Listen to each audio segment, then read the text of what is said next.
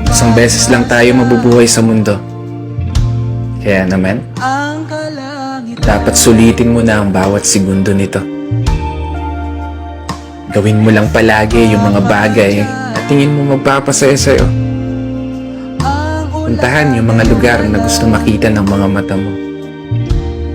Kasi isang beses lang, oo, isang beses lang, tayo may pagkakataon dumaan sa kalsada ng buhay na hindi mo na mababalikan. Dahil habang tumatanda tayo, meron tayong isang bagay na malimit na kakaligtaan. Yun ay maglaan ng oras para sa sarili nating kaligayahan. Kasi karamihan sa atin, puro trabaho na lamang nasa isip. Sa pagtulog na lang dinadaan yung pahinga habang namamasyal sa panaginip. At paggising, trabaho ulit hanggang sa hindi mo na magawang masulit kahit man lang saglit. Yung oras na kay bilis pumipihit. Pero hindi ko sinasabi na huwag ka na magtrabaho.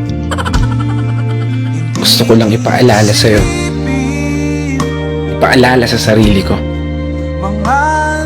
kapag dumating na yung araw na hindi mo na magagawang iakbang ang mga paa mo, paniguradong isa lang ang bagay na tatakbo sa isip mo.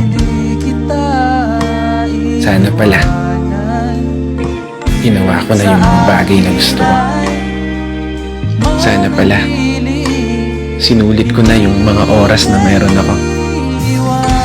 Kaya hindi pa huli, may pagkakataon ka pa. Hanggat hindi nagpaparamdam si Lord, wala ka pang dapat ipag-alala. Hanggat hindi ka pa tumatago sa pintuan, wala kang dapat ipangamba. Dahil hanggat humihinga ka, magagawa mo pa. Gawin lahat ng mga bagay na gusto mo, basta masaya ka. Walang makakapigil sa'yo. Buhay mo yan. Kaya kung umabot ka hanggang dito at patuloy na nakikinig, maraming salamat. Dahil gaya mo, ginagawa ko lang din kung ano yung pangarap ko. Minsan ako masaya. Sa paraan na to, magawa kong may bahagi sa iba. Kaya isang pagpupugay para sa lahat ng mga kapatid na motorista na patuloy sumasabay sa hamon ng buhay. This is your brother Matt for today's video.